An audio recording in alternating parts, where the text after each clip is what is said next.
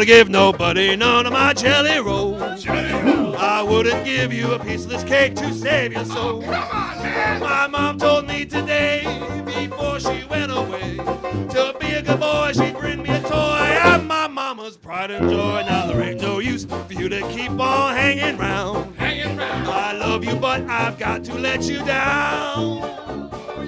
Olá pessoal, e seja bem-vindo a mais um episódio do Castalho Podcast. Desta vez vocês vão escutar a última parte dessa nossa epopeia podcalística, onde mais uma vez, com Rafael Rosafu do Grok Podcast e o Magno Leno do Hacking Cash, nós vamos falar sobre alguns truques e macetes que aprendemos trabalhando nos nossos podcasts. Espero que vocês tenham gostado dessa série e gostaria de desejar a todos vocês um Feliz Natal e um próspero Ano Novo. Bem, como diria o poeta, nessa longa estrada da vida a gente acaba aprendendo muita coisa, né? Então, com certeza todo mundo que está aqui nessas gravações e edições e hospedagem, publicação de conteúdo, a gente acaba aprendendo algumas dicas, aquele pulo, né? Alguma coisa para facilitar ou até uma coisa assim que a gente não vê muito sendo divulgada por aí. Então, começa aí, Og. O que você tem de dica para dar pro pessoal? Cara, olha, eu acho que as melhores dicas que eu tenho aqui eu aprendi com você nessa semana, tá? Então, quer dizer, eu não, como a gente fala em inglês aqui, eu não vou steal your thunder, né? Ou seja, não vou roubar, não vou nem traduzir porque não vai fazer muito sentido em português não, tá? Mas, talvez eu seja assim um pouco, não seja um bom exemplo, porque eu tenho o DreamHost aqui, e o DreamHost ele não limita nada, nem banda, nem espaço, nem nada, né? Então eu sempre coloquei os meus arquivos de música no DreamHost, sempre mantive eles por lá e nunca tive que pagar por isso.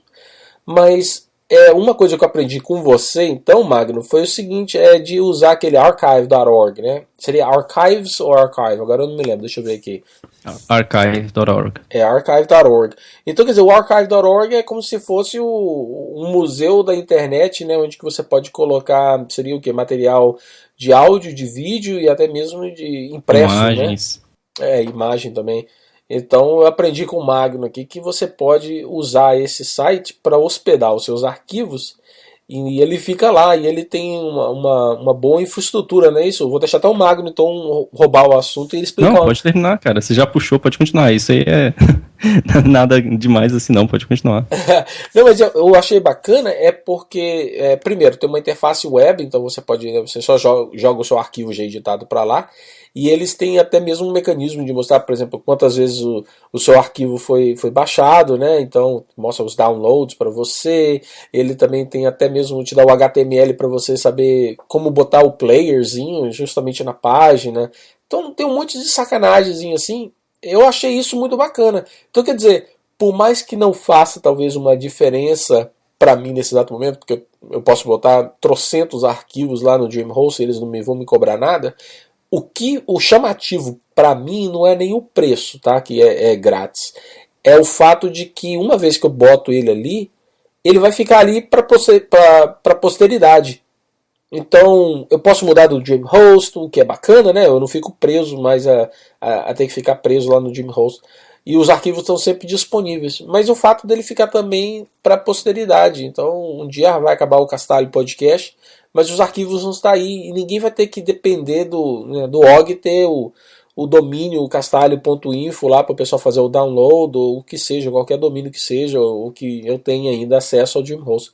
Então, essa dica que eu aprendi com o Magno, para mim foi muito interessante. E eu aprendi um monte de outras dicas aí, mas eu vou deixar o Magno falar um pouco mais das dicas, e se você não tocar no assunto, eu falo qual que é. Então, essa é a minha dica por enquanto. Eu vou te contar, essa é uma mega dica, eu não sabia disso.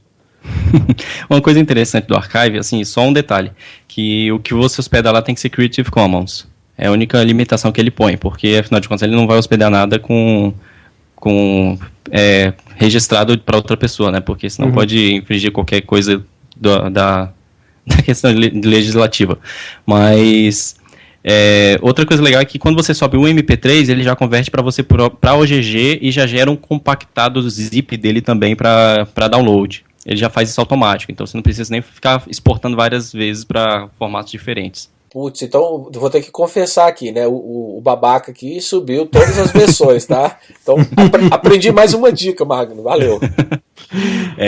Aí, assim, eu já tinha dado essa recomendação para outras pessoas, né, de outros podcasts, e o pessoal fala, mas eu duvido que esse site vai aguentar a infraestrutura do meu site, porque eu tenho não sei quantos milhões de download por dia. Só para o pessoal ter ideia, se alguém já ouviu falar da The Wayback Machine, que é um site que faz... Eles praticamente versionam a internet. Toda vez que tem uma modificação em algum site que tem uma visitação grande, eles vão lá e tiram um snapshot do site e armazenam para que, caso um dia esse site saia do ar, você possa consultar alguma coisa que você viu há muito tempo atrás nesse site.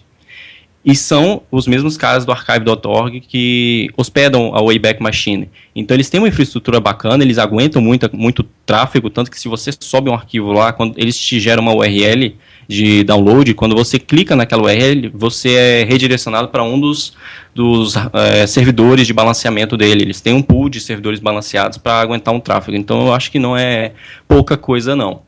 E eu não lembro direito o número, mas se não me engano, a partir do momento que você sobe mais de 60 episódios de áudio, alguma coisa do tipo, eles te permitem criar uma categoria para o seu podcast. Eles têm uma seção lá de podcasts hospedados no archive.org. E a partir de 60 episódios você pode criar o seu podcast lá dentro, então você tem todos os arquivos dentro de um diretório mais organizado para você e tudo mais. É muito legal, porque é uma dica que muita gente fica preocupada e tal. Eu tive um problema muito sério com... A gente teve um problema muito sério no Grok no começo, porque assim, a gente começou no DreamHost também.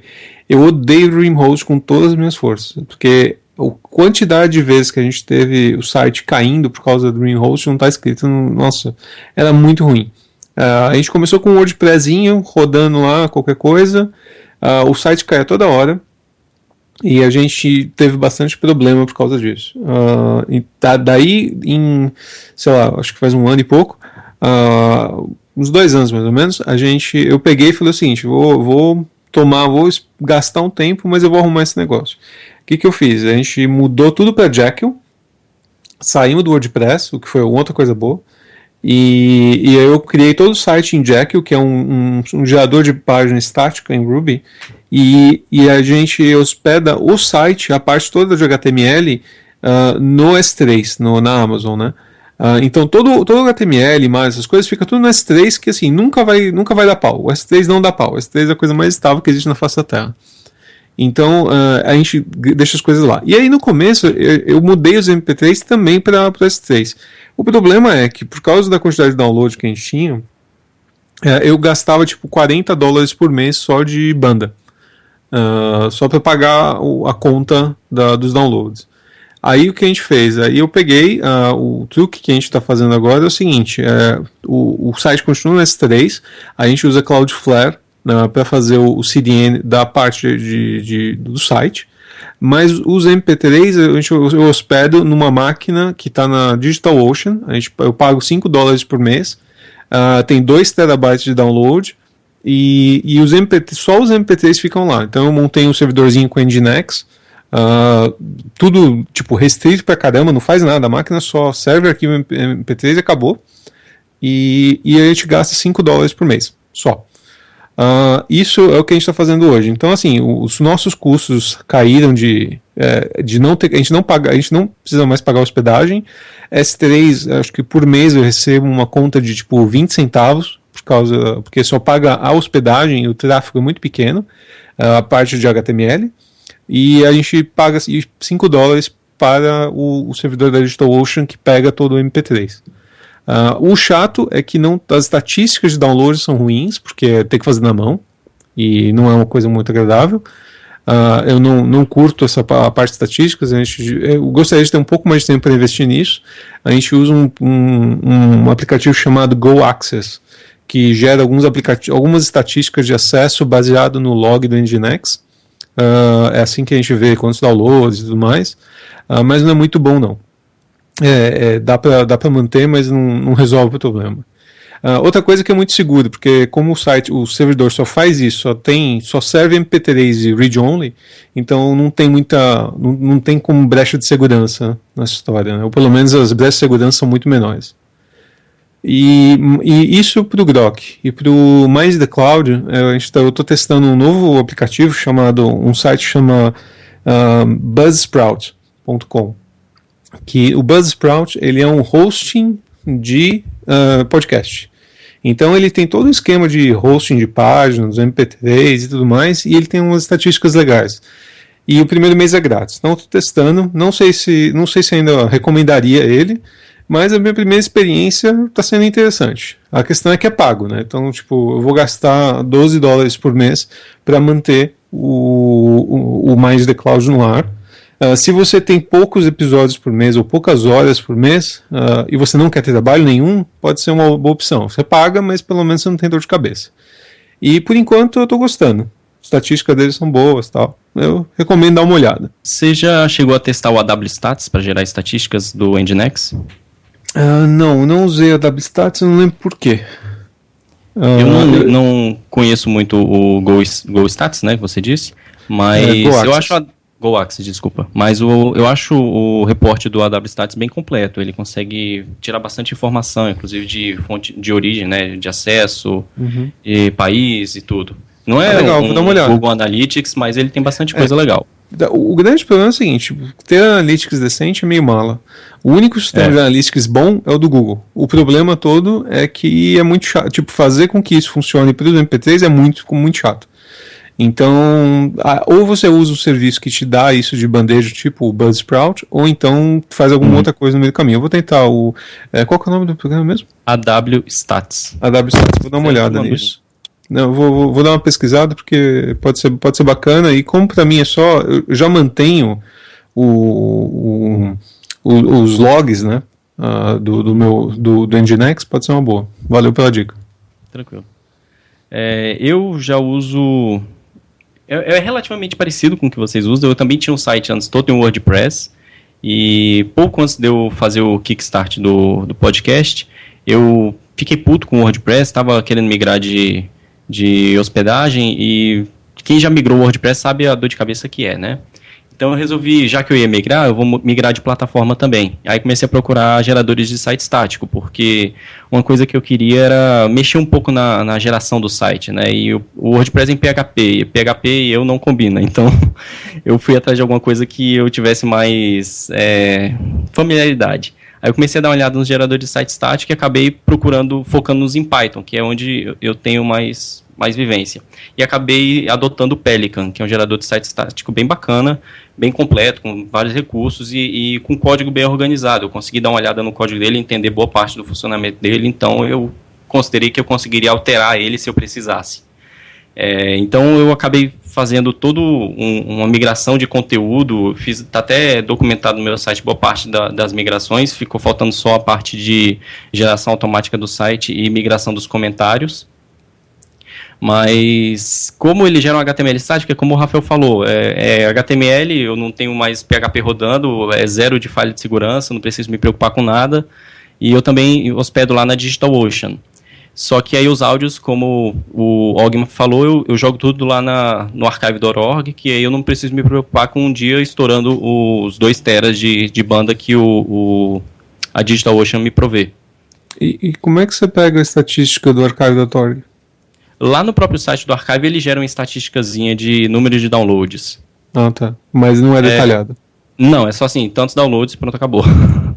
Mas como o objetivo do meu podcast não é... Assim, eu não pretendo, em momento nenhum, vender o público, digamos assim, né? Falar, tá aqui, esse aqui é meu portfólio de ouvintes, se vocês quiserem fazer qualquer tipo de publicação, esse não é o meu objetivo. Então, eu não me importo muito com essa questão de perda de estatística, né? Outra coisa interessante que eu passei a fazer há uns 3 meses mais ou menos, é que como ele é um VPS na DigitalOcean, eu posso fazer o que quiser no servidor, né? Eu rodo qualquer serviço que eu quiser, eu instalo, desinstalo, faço tudo que eu preciso. Então eu fiz uma maluquicezinha, porque da mesma forma que o podcast é open source, todo o meu site também é open source. Se alguém quiser escrever para o meu site, é só entrar no GitHub, ele está lá no GitHub, o código-fonte dele, faz um artigo novo e faz um pull request para mim que eu aceito, e automaticamente quando eu aceito pull request, o meu servidor lá na DigitalOcean é notificado que tem um novo commit e ele gera o site novamente. Então, assim, eu nunca mais acessei o VPS da DigitalOcean. Eu acho que já tem 2 meses que eu não acesso ele por SSH por motivo nenhum. Nem interface de administração nenhuma via DigitalOcean. Tudo que eu faço é via GitHub. Eu faço commit, pull request, tudo lá pelo GitHub, e o meu servidor monitora via webhooks. Na verdade, é notificado via webhooks e recompila o site todo para mim sem eu precisar nem me preocupar. Eu estava até pensando em fazer alguma coisa parecida, mas eu acabei não acabando o processo todo. Até porque normalmente o que eu faço é eu edito o podcast na minha máquina, executo, crio os arquivos na minha máquina, vejo se está tudo ok e aí depois eu publico. Então, assim, eu não queria fazer isso automaticamente, dá um trabalhinho a mais, eu fiquei com preguiça e acabei não fazendo. Aliás, o nosso podcast também, o site do Grok, o site do Mind the Cloud e tudo mais, também são open source. E se vocês forem em github.com/grokpodcast, vocês vão ver o site do Grok. E eu escrevi no blog do Mind the Cloud, então se for blog.mindthecloud.com, eu escrevi um post em inglês falando de como é que é para criar um site com Jekyll do nada, onde eu dou as dicas do que eu faço para fazer isso. Então, assim, o legal disso tudo é que se você só quiser um site blog, e você não precisa se preocupar com MP3 ou coisa do tipo, ou então você usar um archive.org para guardar os MP3, você fica com custo zero, praticamente zero de hospedagem, né? Porque mesmo na DigitalOcean você tem que pagar $5 lá por mês e tal, que não é um absurdo, vale muito a pena, mas se você quiser ter zero, ou praticamente tipo 2 centavos, 20 centavos por mês de hospedagem, bota as coisas no S3 e be happy, é muito bom. Eu vou aproveitar o gancho aí, que foi o seguinte, o Magno é responsável também por eu ter migrado o Castalho de um lance de WordPress também, que estava tendo muito problema com PHP e um monte de erro, e agora eu estou com custo zero, mas isso porque o site está usando a mesma plataforma que ele falou, o Pelican, então é tudo escrito, na maioria dos casos a ferramenta é em Python, e os posts você escreve ele pode escrever em Markdown ou em Restructured Text, né? Então o Magno também é responsável por me convencer a mudar de Markdown para RST, mas ele está hospedado de graça no próprio GitHub, porque o GitHub te dá aquela opção que você pode hospedar um site estático tanto para um repositório como para uma organização, que eles chamam de organização lá dentro, né? Então o que eu tenho agora é o seguinte, eu uso o Pelican e eu uso o GitHub para hospedar, e eu tenho o Travis também, que de graça, a conta de graça dele, e o que acontece é toda vez que eu faço um merge no código, né, ou seja, eu faço um commit, aí ele imediatamente, o Travis vai e roda, faz umas chamadas lá, e gera o site estático para mim, baseado no novo conteúdo, e publica no GitHub. Então tá tudo agora de graça. E os arquivos de áudio ficam lá agora no archive.org. Então realmente o meu custo é zero. Uma coisa só que para o domínio, né? O domínio, exato. Domínio não tem muito como escapar. Na verdade tem, né? Você pode simplesmente usar o do GitHub. Exatamente. A única coisa que eu não recomendo o GitHub Pages para isso é porque um negócio que eu recomendo todo mundo usar é o seguinte: se você tem um site no ar, bota alguma coisa para monitorar para ver se ele cai ou não. Um programa que eu uso, que é de graça, e que eu pagaria o cara só porque ele é muito útil, chama uptimerobot.com. O legal do Uptime Robot é que você pode programar, tipo, olha, a cada 5 minutos vai na minha página e tenta ver se esse arquivo, se esse URL está funcionando, faz teste de ping, não sei o que. E se o negócio cai, ele te manda um e-mail dizendo, olha, caiu. Seu site está caído, e quando ele volta, ele te manda um e-mail dizendo, olha, seu site voltou e ficou caído X tempo. Né? Então é bem legal, eu recomendo muito o Uptime Robot, ajuda pacas. O detalhe é que quando eu usava o GitHub Pages com o Uptime Robot, vira e mexe tinha muito mais queda. Hoje em dia eu não tenho mais queda nenhuma, né, nem na a DigitalOcean cai a cada era, ele cai uns 30 segundos. Não é nada demais, eu continuo recomendando do mesmo jeito. Mas o S3 não cai de jeito nenhum. E é aquele negócio, se você estiver usando, assim, use S3 para hospedar, mas use também, na frente dele, use um Cloudflare. Cloudflare é grátis, funciona muito bem, você tem um DNS, um host de DNS decente, com um monte de features bacanas, e ele ainda por cima funciona como CDN para você. Então, Cloudflare e S3 é tipo para a vida. Deixa eu só te perguntar, como é que no Grok vocês fizeram a questão do feed, cara? Porque o Jack, ele já gera feed compatível com podcast? Não, como é que vocês fizeram? O feed não é o problema. O problema é gerar o feed. Em geral, o Jack o que faz? Você normalmente tem um template que tem é só um template que gera o feed para você. Sim. O problema é que existe a porcaria do iTunes. iTunes é uma praga. Assim, eu entendo que as pessoas usam iTunes para ouvir coisas. A gente tem uma porrada de ouvinte que usa iTunes. Eu odeio ele, porque ele sempre dá um monte de problemas que são muito chatos. Então ele não funciona com RS normal, você tem que ter um arquivo diferente, com as tags do iTunes, é um porre. O que aconteceu foi, ao longo do tempo, eu aprendi como fazer um RSS decente que funcione com o iTunes. Então se você for no mindsthecloud.com ou no Grok, e você for ver o source code deles, lá tem o template que eu uso pro iTunes que funciona bem. Mas, foi erro e tentativa e erro, ler manual do iTunes para ver como é que funciona, o inferno. Tipo, eu não recomendo, não é um negócio legal. É necessário, se você tem um podcast, é necessário botar no iTunes, até porque a maioria dos downloads depois de um tempo são via mobile, então faz sentido você deixar lá. E muita gente usa iPhone e tudo mais, então iTunes é necessário, mas o feed para iTunes é muito chato de fazer. Eu pergunto isso porque até mesmo para podcast normal, assim, na verdade para leitores de podcast normal sem ser o iTunes, o feed ele tem que ter uma seção lá, eu esqueci o termo certo que ele usa, não é embedded não, de mídia, eu esqueci o termo, mas ele tem tipo uma seção do XML do feed que diz o arquivo MP3 a ser baixado, entendeu? E o Pelican pelo menos não faz isso nativamente.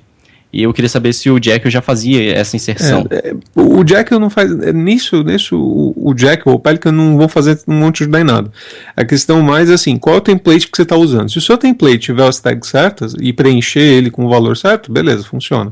Eu recomendo dar uma olhada no source code do Mind the Cloud ou no Grok, que você vai ver o que eu faço lá dentro para apaziguar os deuses do RSS, sei lá, porque é muito chato, mas não é um negócio padrão, não é um negócio que ele simplesmente funciona, é um negócio que você tem que fazer um monte de coisa para funcionar, é um saco.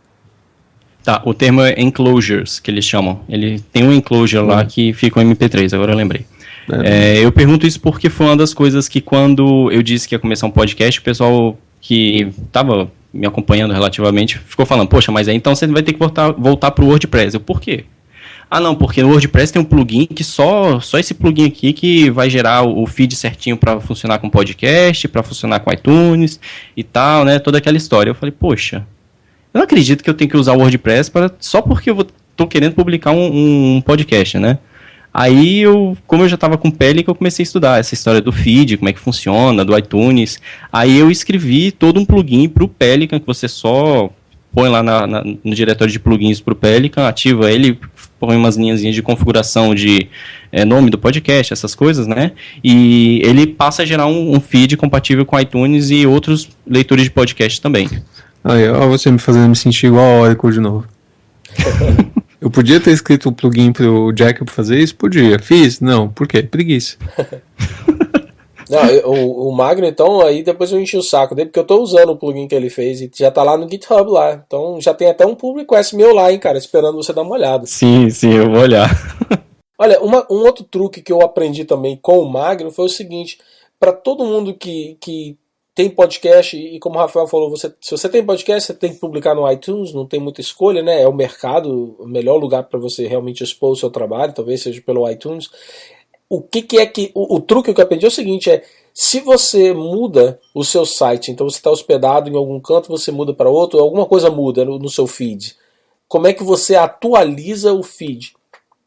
Cara, eu procurei e não descobri nada como fazer isso. Se você usa o FeedBurner, que é o caso, que é o meu caso, eu acho que a maioria das pessoas usa o FeedBurner, eu não sei se vocês usam no Grok Podcast? Eu uso. Não uso mais eu tenho até receio porque muita gente fala que um dia o FeedBurner vai morrer, igual o Google Reader. Ele não morreu ainda? Não, é sério, eu tinha certeza que ele tinha morrido. Eu não uso, eu nem sei por que eu não uso FeedBurner, porque eu nunca vi muita vantagem naquilo. Só para saber o número de leitores, não sei, nunca foi interessante. A gente Porque acabou não tem essa usando vantagem que o Og está falando, que, por exemplo, se você tem um domínio xpto.com e futuramente você migra para .org, o endereço do seu feed vai continuar sendo sempre o mesmo, feeds.feedburner.com e o nome do site. Concordo, aí você só queima de novo a origem, né? Você redireciona para onde ele tem que apontar. Mas, tipo, eu concordo que, tipo, nesse caso seria bom, mas sinceramente, tipo, nunca fiz isso. Nunca parei pra fazer isso. Teoricamente, também é aquele negócio. O que você tem que fazer é garantir que você mantém os dois sites, né? E você depois faz um redirect. Né? Você deixa o site antigo como redirect, permanent redirect, ou 4.0 qualquer coisa, não, 4 não, 3.0 qualquer coisa. 300, eu acho que é 300. 302, 4, sei lá, algum número assim. E você dá o permanent redirect e depois de algum tempo, teoricamente, as coisas vão parar de seguir o seu domínio antigo e ir pro novo. Teoricamente, mas é aquele negócio, teoricamente. Mas o truque bacana, né? Porque eu já uso o FeedBurner, então quer dizer, isso não é problema. Mas para as pessoas que não sabem, para você enviar o seu podcast pro iTunes, pro Apple Store, você tem que usar o iTunes, né? Acho que não tem muita escolha, não é isso, Magno? No iTunes você tem que se inscrever, fazer o cadastro lá e submeter o feed.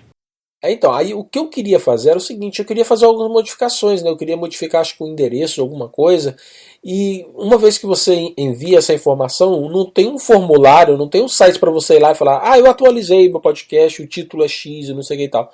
O truque você tem que atualizar o feed, mas aí, qual foi o campo que você mostrou para mim mesmo, Magno, que eu queria atualizar alguma coisa, o que era? Era um campo, não era um URL, uma coisa assim?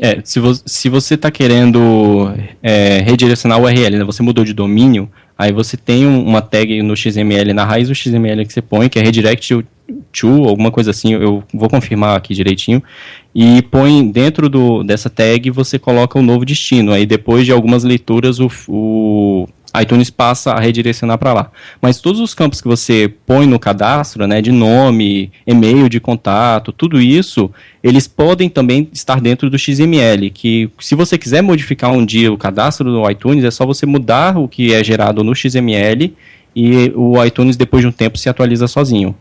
Bacana. Mais uma vantagem então para usar o seu plugin aí do Pelican, porque se você tiver que mexer lá no PHP, no WordPress, vixe Maria, aí você tem que atualizar esses campos aí, vai ser um saco.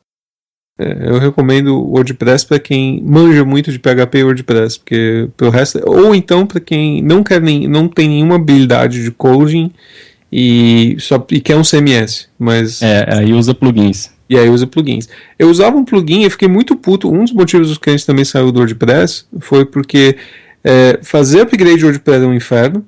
E um plugin que a gente usava, que era o Pod qualquer coisa lá, ele acabou perdendo o histórico de todos os nossos downloads depois de um tempo. E eu fiquei muito puto com isso. Então é aquele negócio, tipo, não adianta nem tentar manter o negócio, ele perde os dados. Pô, muito sacanagem.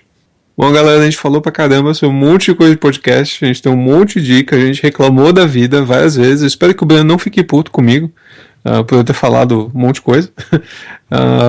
Mas espero que tenha servido para ajudar o pessoal a ou fazer um podcast ou então entender um pouquinho mais o que se passa do outro lado. Porque não é exatamente uma coisa super simples, não. Dá um trabalhinho meio chato. Mas compensa muito, não é não? Com certeza. O feedback da galera, né, falando que aprendeu com a gente ou simplesmente dizendo que curtiu o episódio, às vezes vale muito a pena. Já é o suficiente. Aí eu mesmo aprendi já algumas coisas só aqui conversando com vocês agora, então valeu muito a pena pra mim. Pois é, agora toda vez que tiver alguma dúvida sobre esquemas de podcast eu vou chamar o Magno. Funciona bem pra caramba. 2 então, 2. Legal. Muito obrigado, pessoal. E muito obrigado, Og, por ter organizado. Valeu, Leandro, também por ter dado a ideia. E valeu mesmo por ter me chamado. É isso aí, pessoal. Obrigado por tudo, obrigado pelo convite. Um prazer estar aqui com 2 podcasters, né, que eu acompanho há muito tempo. Pena o Ivan do Opencast não ter aparecido, mas é isso aí, até a próxima.